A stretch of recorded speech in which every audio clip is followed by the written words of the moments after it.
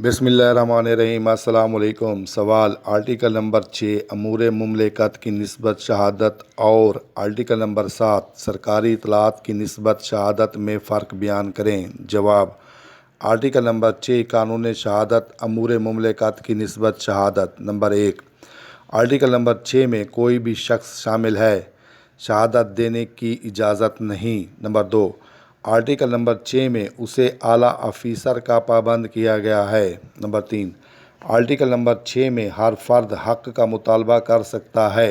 Number 4 article number 6 गैर शायशुदा सरकारी इतलात या रिकॉर्ड से ताल्लुक़ रखता है। नंबर 5 अमूर मुमलिकत से मुतल्लिक़ मामलात में वफाकी हुकूमत, सूबाई हुकूमत, कॉरपोरेशंस, कंपनीज़ की सनती व तिजारती सरगर्मियों से मुतल्लिक़ दस्तावेज़ात शामिल हैं।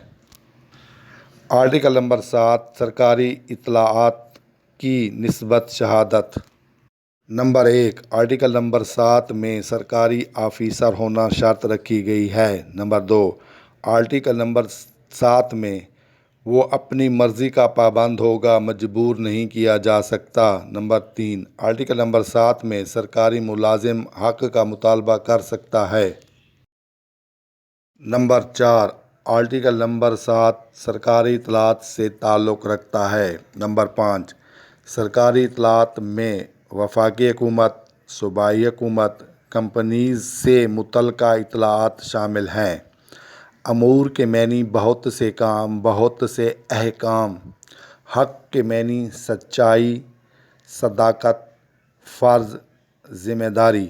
इतलात के मैनी सरकारी महकमा जो सरकारी ख़बरें फ़राहम और नशर करता है। गैर शायशुदा के मैनी छापा हुआ ना होना।